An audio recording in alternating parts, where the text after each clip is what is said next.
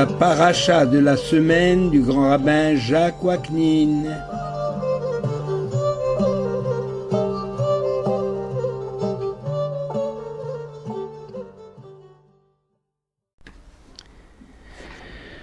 Chers amis, bonjour.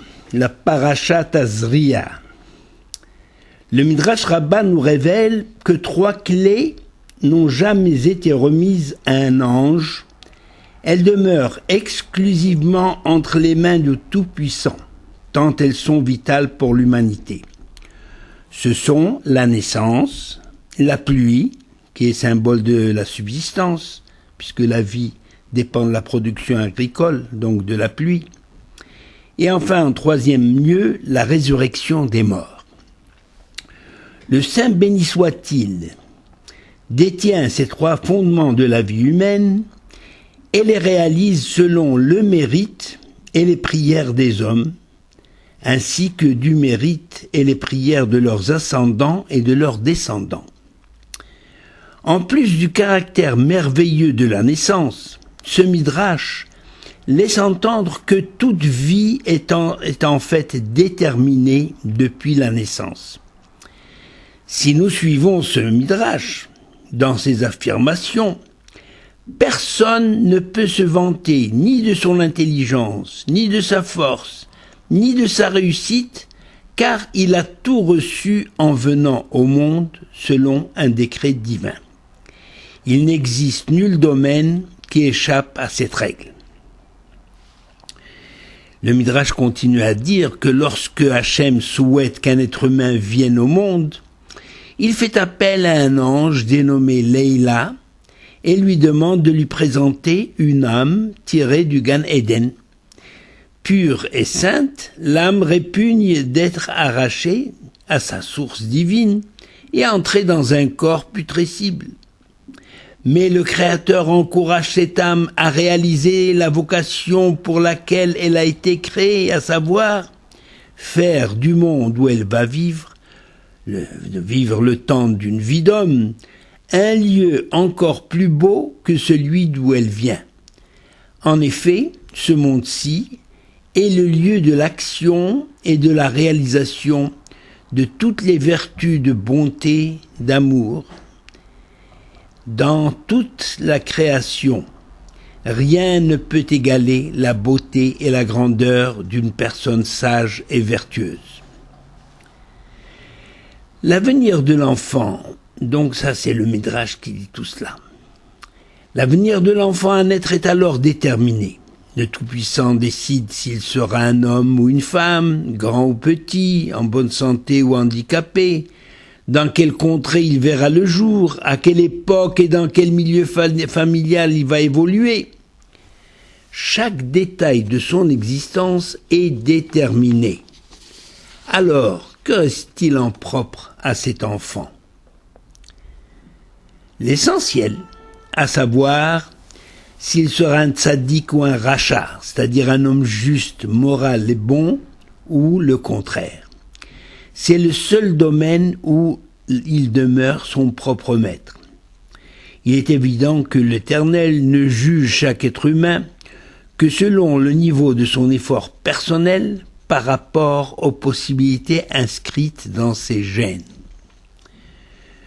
Donc ce Midrash est troublant car il semble enfermer l'être humain dans une bulle d'où il ne peut s'échapper. Le grand miracle est que cet enfant ne sentira jamais le joug qui pèse sur lui et il aura toujours l'impression de décider et de jouir de sa vie selon sa seule volonté. Alors comment concilier ces 2 réalités ? On pourrait prendre l'exemple d'une personne en visite dans un musée dont les salles d'exposition sont disposées en enfilade. Impossible de sauter les étapes. Par contre, la personne pourra s'attarder à volonté devant telle œuvre ou passer sans y jeter le moindre coup d'œil. Le parcours est fixé, un parcours obligé. Ce qui fait la différence entre cette personne et toutes celles qui vont suivre, c'est d'abord la responsabilité de son comportement face aux règlements imposés par la direction du musée, mais aussi les réactions que chacune peut avoir devant les œuvres exposées, les pensées intimes de chacune de ces personnes, les jugements qu'elle portera sur les œuvres, l'impression qu'elles conserveront de leur périple dans les différentes salles du musée. Tous ces éléments intimes permettront à chaque visiteur de recevoir un cadeau à la sortie, après avoir rempli un questionnaire établi par une équipe composée de personnes issues de tous les milieux et exerçant toutes sortes de professions. Le questionnaire tient compte bien sûr d'un maximum de facteurs, le sexe, l'âge, le QI, quotient intellectuel, la taille, la corpulence, le milieu familial, le milieu social, la profession, les hobbies, etc. Bref, une infinité de détails pour juger la personne et la récompenser selon un barème préétabli. Eh bien, chers amis, il en est ainsi dans la vie. Hachem ne juge la personne que sur son attitude dans la vie, face à chaque étape du parcours spécifique et personnel qui lui a été imposé. Par exemple, tous les mathématiciens ne deviennent pas Einstein, même ceux qui sont pourvus de la même intelligence que le célèbre savant. Tous les docteurs de la loi, férus dans l'étude de la Torah, ne deviennent pas un Chafetz Chaim, car lui a fait un effort particulier dans le domaine de la maîtrise de sa langue. Durant toute sa vie, le Chafetz Chaim, rabbin d'une grande humilité, s'est gardé de proférer des paroles de médisance et de colportage. En réalité, nul n'exige que l'on devienne un Einstein ou un Chafetz Chaim. Le célèbre Zushia d'Anipoli avait l'habitude de dire « Lorsque j'arriverai au ciel, on ne me demandera pas si j'ai été Moshe Rabbeinu ou Rabbi Akiva, mais on me demandera si j'ai été Zushia dans la plénitude de mes possibilités. » Nos sages ont donc insisté sur le caractère unique de chaque personne. Aucune institution humaine ne peut rendre une justice juste dans l'absolu. En effet, tellement de facteurs interviennent au niveau d'un comportement humain que seul le Créateur, qui sonde les reins et les cœurs, est capable de juger parfaitement d'un acte humain. Tout homme est concerné par ces midrashim que je viens de citer. Tout homme sera jugé uniquement sur ses intentions et sa valeur morale. Par exemple, si d'après ses gènes, une personne est sanguinaire, si elle penche vers le bien, elle exercera une activité liée au sang, boucher ou une profession médicale. Il en sera de même pour un juif qui en plus pourrait être moël ou shochet. C'est ce que dit le Talmud. Chaque civilisation, chaque culture dans le monde a une manière différente d'investir le monde de signification, de donner un sens à la vie, de construire la vie de manière intéressante et passionnante. Le judaïsme religieux propose une formule qui mérite d'être méditée, d'autant plus que la doctrine juive est souvent mal présentée et souvent mal comprise.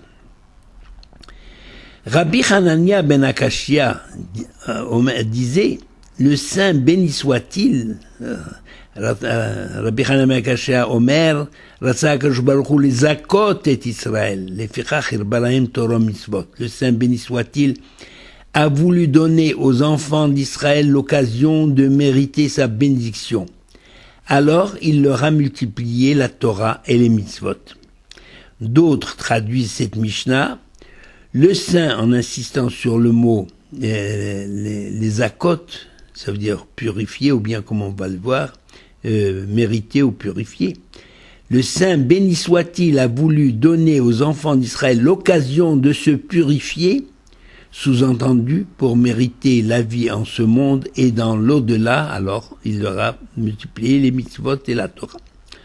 En clair, la vie d'un juif est réglée dans ses moindres détails, de la naissance à la mort, grâce à un foisonnement de commandements, de décrets divins à mettre en pratique. Et tous ces décrets divins et ce foisonnement de mitzvot implique la responsabilité de l'homme au niveau de son corps et de son esprit. Alors, en quoi cette situation est-elle une faveur du ciel à l'égard du peuple juif? Pourquoi on remercie la Torah, l'Éternel, dans une bénédiction avant d'étudier la Torah, on remercie l'Éternel de nous avoir donné la Torah. Eh bien, vous savez que, en général, l'homme naît, grandit et s'engage dans la vie. Tout homme normal est doté d'une certaine intelligence, soit une intelligence intellectuelle ou une intelligence pratique. C'est-à-dire, tout homme est doté de... forcément, autrement il ne pourrait pas vivre, parce qu'il lui faut toujours choisir, il faut toujours agir. Un intellectuel a la possibilité de poursuivre ses travaux ou de se cultiver tant que sa santé physique le lui permet, c'est-à-dire indépendamment de son âge, mais seulement s'il le désire, mais il n'est pas obligé de s'astreindre à cet effort. L'intelligence pratique, celle des métiers manuels, ne peut s'exercer que le temps où la personne jouit de capacités physiques. Mais au-delà d'un certain âge, cette intelligence pratique n'est d'aucune utilité. Et c'est alors le vide ou une vie végétative, même pour une personne en bonne santé physique, à moins que ce manuel se soit ouvert à la culture parallèlement à l'exercice de son métier.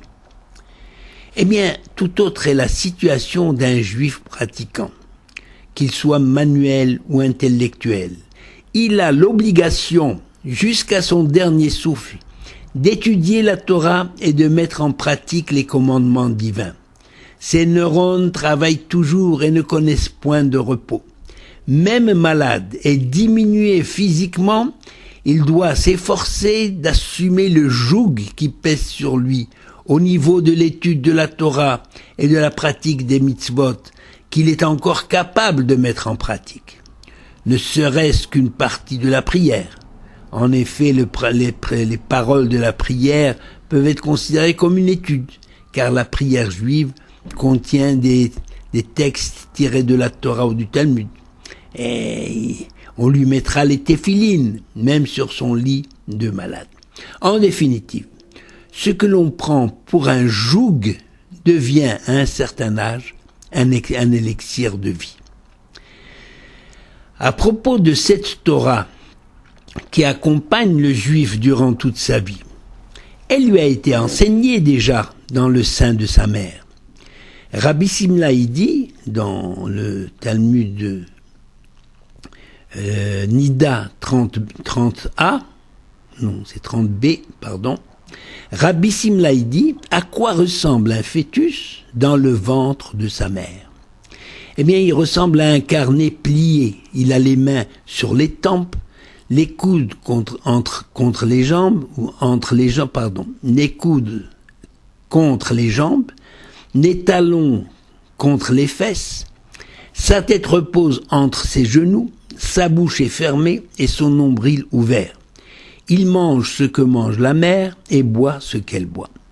Une lumière brille au-dessus de sa tête et il contemple le monde d'un bout à l'autre. Toute la Torah est enseignée à l'embryon, mais dès que l'enfant vient au monde, un ange s'approche de lui et lui donne une tape sur la bouche, lui faisant ainsi oublier la Torah entière.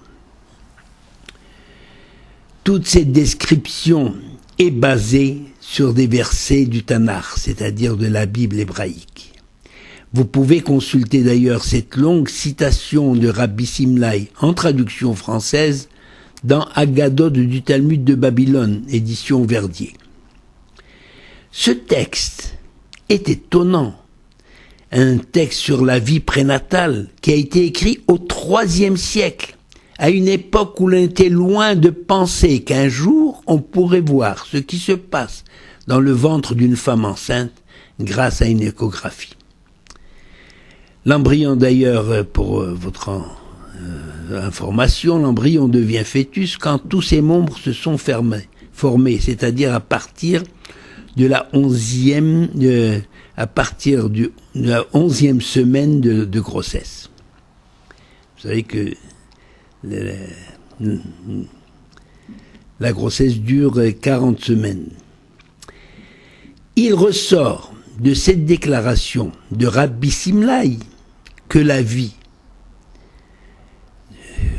l'être humain ne fait que dans la vie l'être humain ne fait que redécouvrir ce qu'il a été dans le sein de sa mère. Rabbi Simlai ponctue ses dires par l'exemple d'une personne qui revoit, l'heureux est entre guillemets, donc qui voit en rêve une contrée lointaine dans laquelle il n'a jamais mis les pieds. Si c'est une réminiscence, c'est qu'il l'a vu quelque part, et c'est quand il était dans le sein de sa mère. Alors, nous rappelons dans nos prières, matin et soir, le miracle de la mer Rouge. Le Midrash, lui, décrit la vie de l'embryon issu d'une goutte dans le sein de la mère et la naissance d'un enfant comme un miracle encore plus stupéfiant que tous les miracles survenus en Égypte. Alors on pourrait se poser la question suivante: comment expliquer que la mère, acteur de premier plan dans ce miracle de la naissance, comment se fait-il que la mère soit déclarée impure et soit obligée de s'isoler pendant un certain nombre de jours et d'apporter un sacrifice expiatoire? Quelle est sa faute? Autre interrogation, non moins curieuse, la mère est impure après l'accouchement, mais l'enfant sorti de son sein, lui, est tout à fait pur.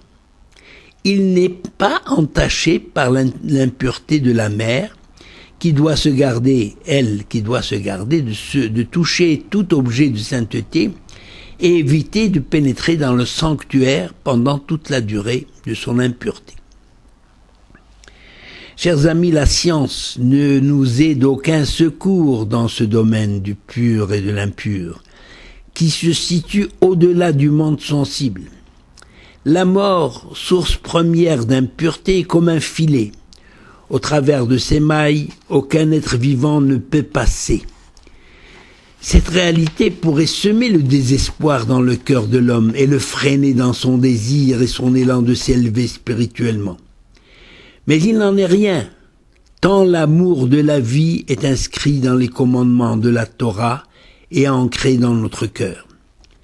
Nous vivons avec nos questions, sans toujours leur trouver une réponse. En effet, où est-il écrit que nous devons avoir une réponse à tout? D'ailleurs, la plupart des solutions que l'homme découvre au niveau des mystères de la vie et de la mort, du pur et de l'impur, ne révèlent en rien la réalité de ces mystères. Elles aboutissent uniquement à calmer notre curiosité et nous encouragent à poursuivre notre recherche. C'est ce qui explique l'engouement général pour la philosophie et la psychologie. Par exemple, à quoi sert de connaître toute la Torah apprise dans le ventre de la mère alors qu'elle tombe dans l'oubli dès que l'enfant sort à l'air libre? La réponse donnée est qu'il existe une différence notable entre une discipline déjà assimilée que l'on réapprend et une discipline que l'on aborde pour la première fois. La Torah étant une science profonde, son apprentissage est facilité davantage s'il s'agit d'une révision. D'ailleurs, il est un adage bien connu dans le Talmud. Il n'existe pas de commune mesure entre une leçon apprise 100 fois et la même leçon répétée 101 fois. Quant au sacrifice apporté par l'accouché, il s'agirait d'une réparation de la faute de la première femme, Chava, à l'origine des douleurs de l'enfantement. D'autres sages font remarquer, à juste titre, que la naissance pourrait passer aux yeux de la femme pour un phénomène tout à fait naturel et banal, puisque les animaux aussi mettent des petits au monde, et qu'il n'y a pas lieu de croire ni au mystère ni au miracle de la naissance, c'est-à-dire à une protection divine particulière qui se retire dès l'arrivée de l'enfant. En effet, la tradition enseigne que 3 associés président à la naissance d'un enfant.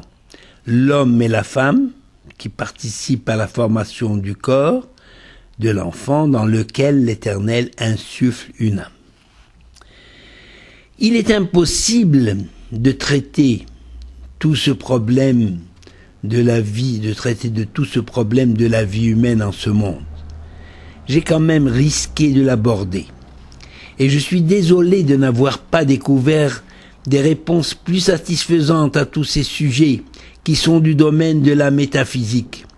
Mais je me suis consolé en remarquant qu'en dehors du domaine religieux, il existe bien des phénomènes auxquels les plus grands savants ne donnent pas d'explication pour le moment. Cela ne les empêche pas de poursuivre leurs recherches. Il nous faut donc avoir un peu d'humilité face à la grandeur de l'Éternel. Le reconnaître est déjà une preuve d'intelligence de notre part, intelligence que nous devons exploiter au maximum. C'est là notre mission sur Terre. Bien que nous n'attendions pas les découvertes scientifiques pour croire aux révélations de notre Sainte Torah, nous sommes heureux chaque fois que la science, grâce à ses avancées, nous aide à retrouver le sens de la vraie Torah, entre guillemets, que nous avions apprise avec l'ange dans le ventre de nos chères mamans. Beracha ve'hatzlacha. Shabbat Shalom.